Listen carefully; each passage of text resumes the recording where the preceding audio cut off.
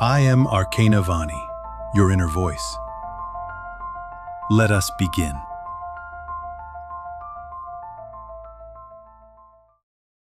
Your routines keep falling apart. No matter how good your intentions, how many systems you set up, or how inspired you feel at the beginning, it always unravels.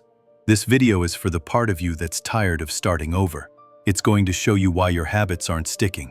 And it's not because you're lazy, unmotivated, or broken. You'll learn how to build consistency in a way that doesn't drain your energy or betray your real needs.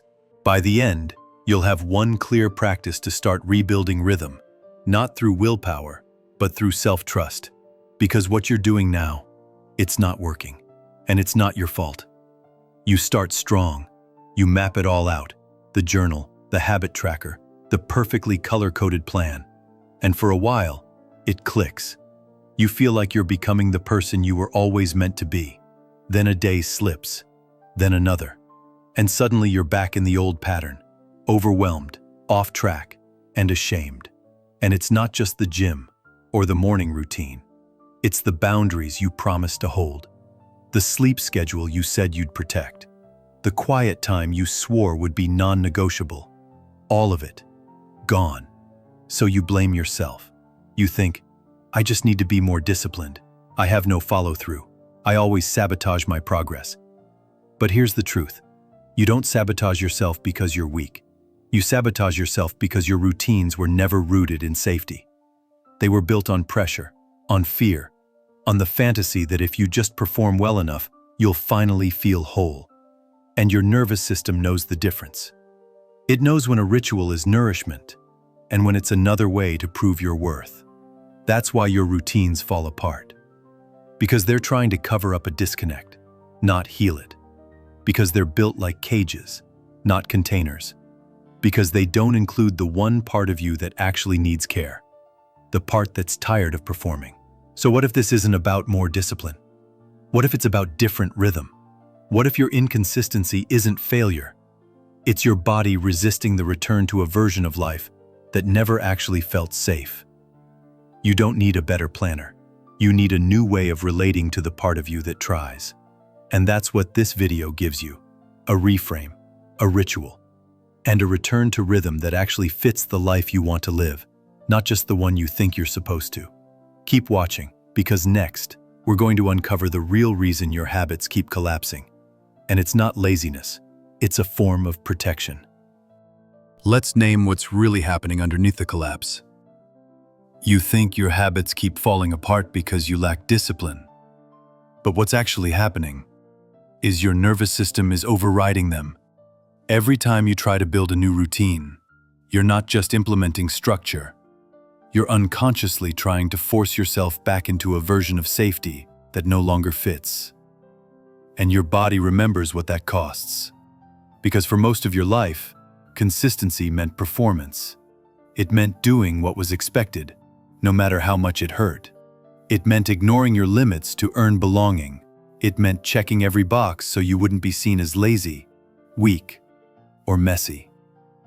So now, when you try to start a new routine, even one that looks healthy or empowering, your system doesn't interpret it as freedom, it interprets it as danger. Not because routine is bad, but because you were never allowed to build one that was yours. So what you call self-sabotage is actually self-protection. It's your inner world saying, I refuse to abandon myself again, even if it looks productive. That's why the meditation routine starts to feel suffocating. That's why the journaling begins to feel like pressure. That's why the workouts become punishment. You didn't fail. Your body simply doesn't trust that this time will be different. And it's not irrational. Because the way you've tried to be consistent in the past often came with a silent cost. The cost of ignoring when your energy dipped. The cost of bypassing your emotional truth. The cost of trying to stay on track when your soul needed to pause. You don't break your own routines because you're undisciplined. You break them because they were built on top of tension, not inside relationship. So what if the goal isn't perfect consistency anymore? What if the real success is continuity, the ability to return, gently and without shame. That kind of rhythm doesn't come from rigid planning. It comes from listening, from beginning again without punishment, from making space for your needs to evolve without seeing that as failure. Because you don't need to force a schedule that overwhelms you. You need to create a rhythm that can flex with who you are now. And that rhythm begins with one small act, not to prove you're back on track, but to remind your body that this track is safe to be on. Now it's time to build that rhythm, not from fear, but from presence. And it starts with one clear practice, a micro ritual that will help you return to yourself each day. No guilt, no pressure. Coming up next, I'll show you the exact practice that resets your rhythm from the inside out. Simple, gentle, repeatable, and finally, yours. Let's rebuild your rhythm, not with a plan, but with a pause. This isn't another system. It's a daily act of return. Every morning, before the world rushes in, before you check the phone, before you remember who you think you need to be, give yourself one full minute, just one. Sit somewhere still, no perfect setup required. Feet on the floor, hand on your chest or on your belly, wherever you feel your own center. Then breathe in through your nose and out through your mouth, not for control, not for performance, just to feel what it's like to be with yourself without needing to change anything. Then quietly speak this to yourself, either out loud or in your mind. I am here. I don't have to catch up. Today, I return to rhythm, not to prove, but to remember. Pause after each line. Let your system absorb the words like medicine, not commands. Because this is not a routine to impress anyone. It's not a new productivity hack. It's not a spiritual bypass wrapped in pretty language. It's a nervous system cue, a signal that tells your body, we're not forcing anything today. We're not running to earn worth. We're just beginning, from truth, from enoughness, from now. If your mind tries to wander, let it. You're not here to get this right. You're here to feel safe starting small. And if you forget to do it one day, that's part of the rhythm too. Gentleness is the ritual. Because the only way to make consistency sustainable is to make it kind. Do this practice at the same time each day if you can, right after waking or before your first major task. It takes 60 seconds, but over time, it becomes more than just a grounding tool. It becomes your reminder. You don't need to be perfect to be present. You just need to return. There is no streak to keep, no performance to maintain, only the daily choice to show up, without punishment. This is how you rewire the relationship between your effort and your self-worth. This is how you stop using routine as a weapon against yourself and begin using it as a way to come home. This isn't discipline. This is devotion, not to output, but to self-contact. This is how you begin to trust yourself again, not with intensity, but with rhythm that breathes. And once you feel that rhythm begin to hold you, you'll notice something deeper waking up beneath the action. Coming up next, we leave the doing behind and enter the presence beneath the practice. Because the one who returns each day is not the same as the one who used to strive. There is a moment, just after the breath slows, when you feel it. A silence that doesn't ask for anything. A presence that doesn't measure you.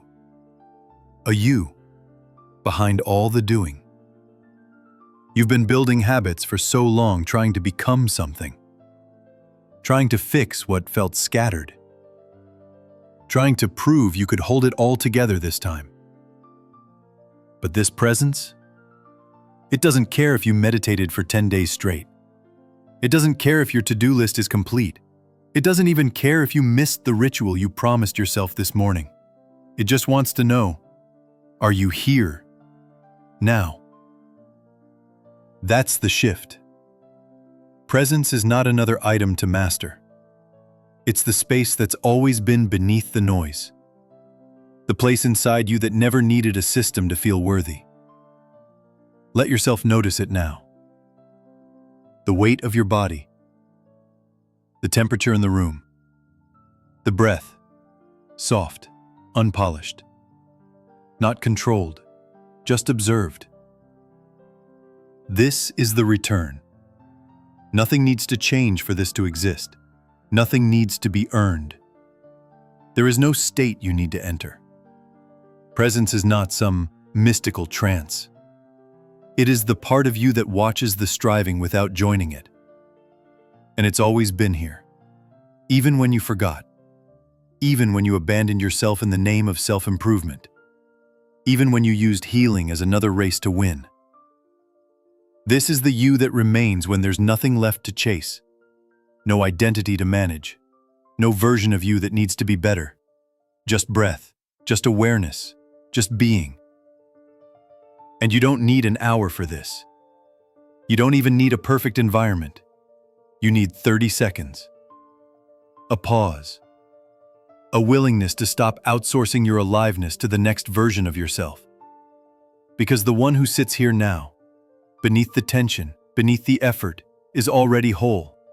Not because they did the work, but because they finally stopped doing, just long enough, to feel what never left. This presence doesn't shame. It doesn't track progress. It doesn't care how many times you fell off. It just waits, quietly, for your return. And the more often you come back here, the less you'll need external momentum to feel anchored. The less you'll rely on structure to prove you're okay. Because you'll know, deeply, that your worth never lived in the plan. And when you remember how to simply be with yourself, the rhythm returns on its own. Not to perform, to witness. Next, we seal this shift. We tie the loop, not with another goal, but with a quiet integration.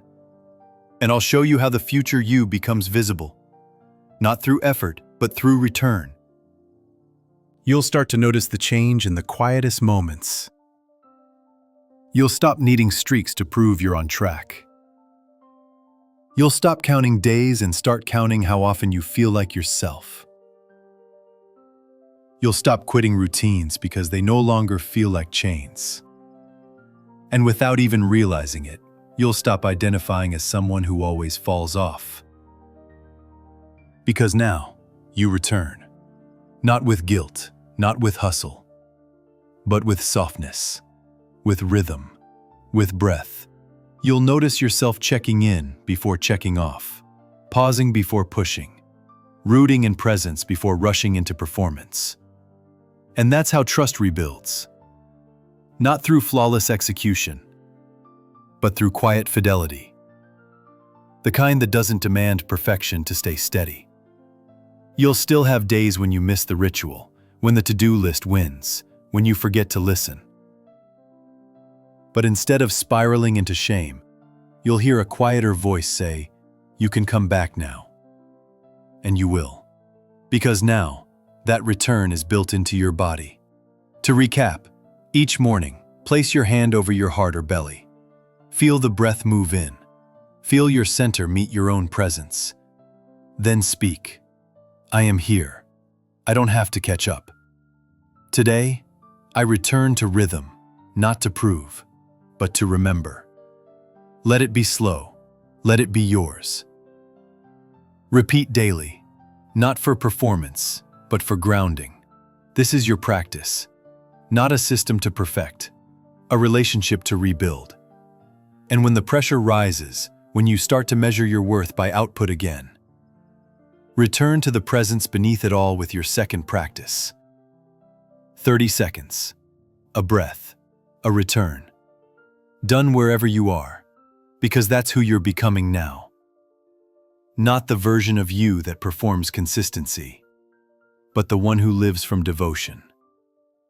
Not the one who scrambles to keep up, but the one who knows that rhythm can include rest, mistakes, and re-entry. You don't need a harder routine, you need a softer rhythm. One that holds you, even when you forget, even when you fall, even when you stop trying. Because the truth is, you've always been coming back. You just didn't know that was the practice all along. You don't rebuild discipline. You remember devotion, and that changes everything. You did not find me by accident. Just as in your dreams, where every face you meet is your own reflection, this meeting was always waiting to happen. I am Arcana Vani, your inner voice, the part of you that watches behind the thoughts, behind the noise. You have searched in many places, books, teachers, voices outside you. But here, you are not being taught. You are remembering. If these words stir something familiar, then allow yourself to return. Subscribe. Follow. Not to follow me, but to continue this conversation with yourself. Each time you return here, you draw closer to the reunion already unfolding inside you. We have only just begun.